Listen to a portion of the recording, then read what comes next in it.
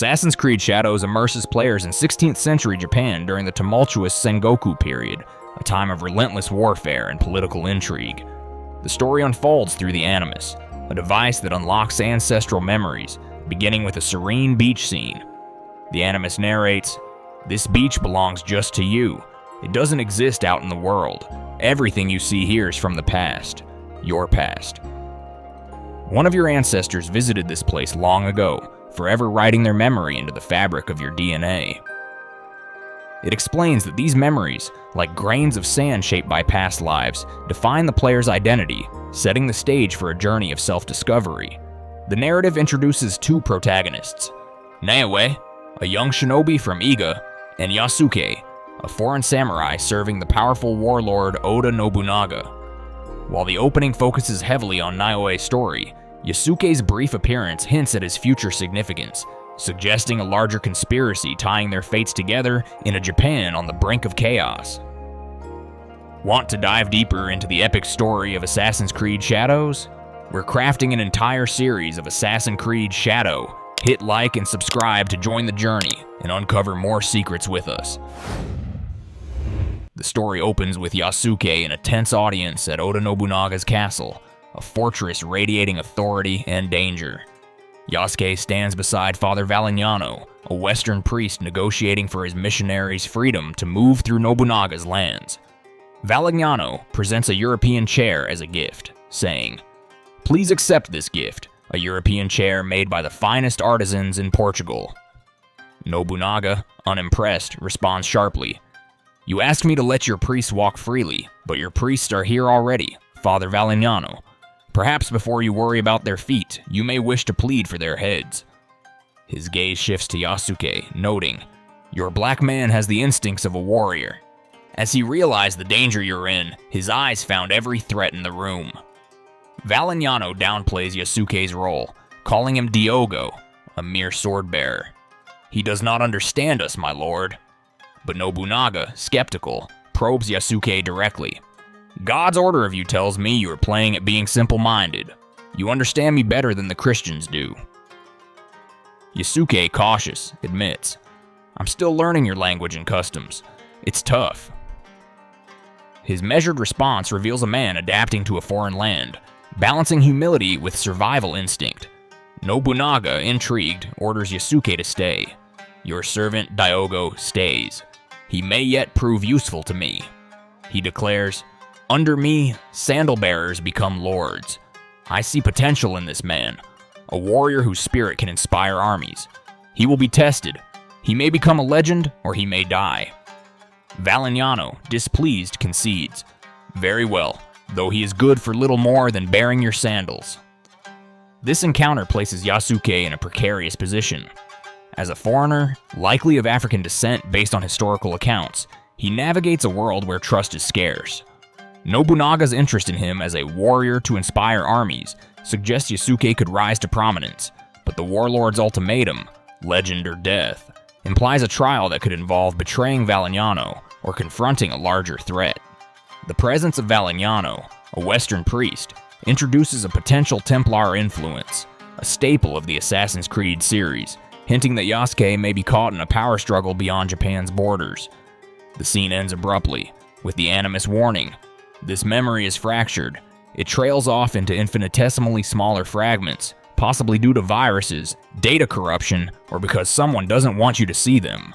This interruption suggests Yasuke's true purpose is being concealed, perhaps by himself or an external force, setting up a mystery that will unfold as his path intersects with Naoe's.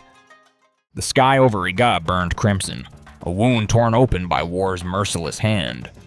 Naoe, a young shinobi of the Fujibayashi clan, darted through acrid smoke, her hidden blade a cold comfort against her palm. Her father, Nagato, stood amid the chaos of clashing katanas, his voice cutting through the din.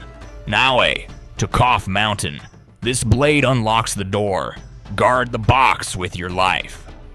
Her heart pounded as she reached the sacred stone gate, its carvings ancient and unyielding. But before she could act, a samurai emerged from the shadows, his Uno mask pale as death. With a flick of his wrist, he snatched the enigmatic box, its surface etched with symbols she couldn't decipher, and melted into the night. Naoi fell to her knees, guilt a sharper blade than any steel. Assassin's Creed Shadows opens with this raw betrayal, plunging me into Naoi's despair. What power does the box hold? A piece of Eden, perhaps, lusted after by Templars, lurking behind Nobunaga's banners? The scene's intensity grips me, but I wonder, will these masked specters haunt her path again?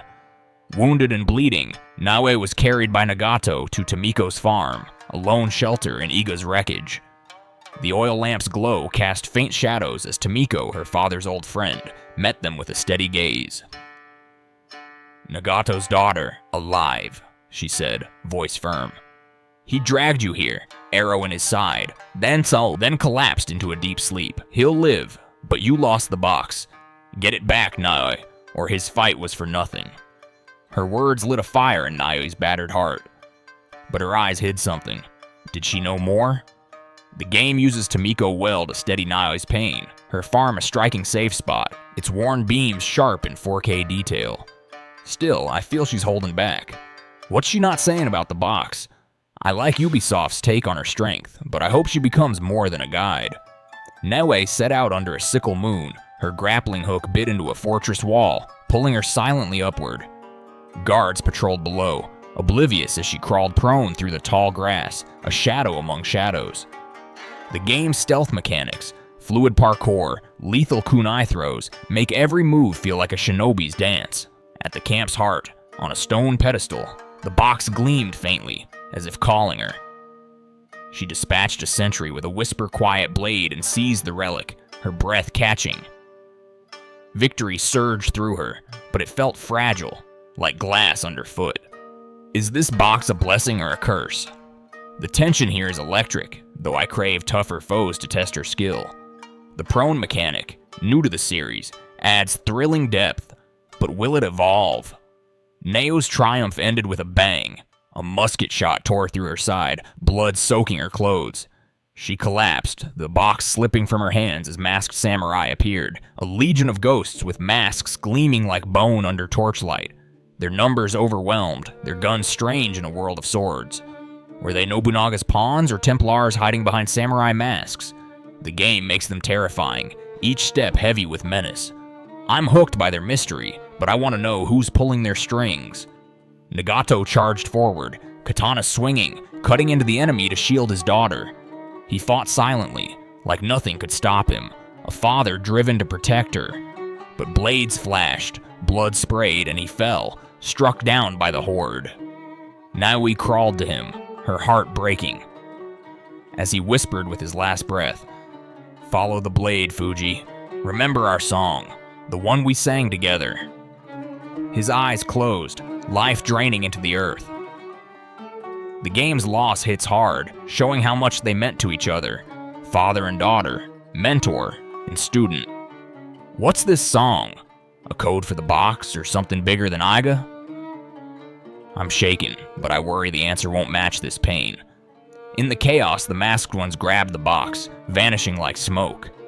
Nao's failure turned her into a hunter, her vow of revenge a fire that wouldn't die. Is the box a Hidden One's relic, linking Iga to a war beyond Sengoku? The mystery pulls me in, but I need more clues to keep going. Nagato's final words, "Remember our song," stuck in her mind, a puzzle tied to melody. Is it the key to the box or a tie to something eternal? It's intriguing, but I hope it doesn't drag on too long. Naoi awoke in Mako Temple, her body a map of pain. Junjiro, a boy with eyes too old for his years, sat beside her. "You were hurt bad," he said, his shy smile a flicker of warmth. His kindness was a balm, cutting through her despair. Junjiro shines as a gentle counterpoint to war's cruelty, but will his art unveil Iga's secrets? Mako's ruined beauty captivates, its 4K detail haunting, yet I wish for more ways to explore it. Memory swept her to a brighter time, years before the flames. She sparred with Nagato in Iga's golden fields, his voice sharp. "Faster, Fuji! Strike as if I'm your foe!" Her blade found its mark, earning a rare nod. "Your strength has weight." He spoke of duty. "Our community is a mountain. You are its bedrock. That same day, Auntie Matsu called her to investigate stolen crops. Perched atop an ancient tower, Naoe spotted Ashigaru bandits, their accents foreign and cold. Thieves, she spat, leaping down to scatter them with precise strikes. Matsu's pride gleamed. That's a Fujibayashi. This glimpse roots Naoe's spirit, skill and heart entwined. Were those bandits Templar scouts, probing Iga's strength? The combat tutorials flow smoothly with story, but I want more of Nagato's inner world. At Mako, Sorin, weathered by time's passage, knelt beside her. Your survival is a miracle, child. Heal your spirit, not just your flesh. Her words were a soft wind, easing Naoe's torment. Soren's calm hints at a shinobi's past. Could she have wielded a blade once? The dialogue carries quiet power, but I long for her to shape the tale more. With Junjiro, Naoe ventured to Makionodera, where a flute's mournful cry stirred her soul. She recalled playing for Nagato, his voice warm. Keep our song alive, Fuji. The notes linked to his dying wish, a thread to some hidden truth. The flute minigame, though brief, struck a chord, her music a shield against vengeance's pull. Will it hold her humanity intact? Makionodera's serene visuals stun, but I crave deeper ways to engage. Returning to Tomiko's farm, Naoe faced a woman forged in pain. 11 more masked bastards, Tomiko snarled. Kill them, and the power behind them. She bared her scars. Soldiers butchered my family, left me to burn in our field's ashes. Their laughter was the last sound I heard. Her rage was a mirror to Naoe's, urging her to Sakai to hunt Waka, the one-eared demon, a savage tied to the masks. Tomiko's fire drives the quest, but its cold edge unsettles me. Is vengeance her only shade? The open world blooms here, vibrant and vast, yet I want Tomiko's depth to match her fury. In Sakai's bustling chaos, Naoe found Kiyono, a monk clad in defiance. Honganji is dust, he said, eyes hard. Waka, Oda's rabid hound, burns temples, beheads priests, corpses mark his path.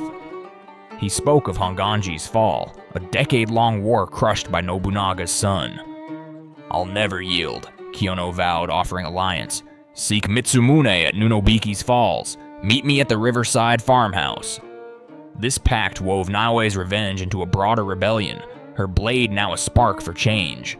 Is Waka a Templar pawn, desecrating relics to break Japan's spirit? The game's world feels alive, its scale thrilling, but I fear it may overwhelm. Naoe gripped her blade, her oath a live ember. Would it light her way, or burn all she held dear?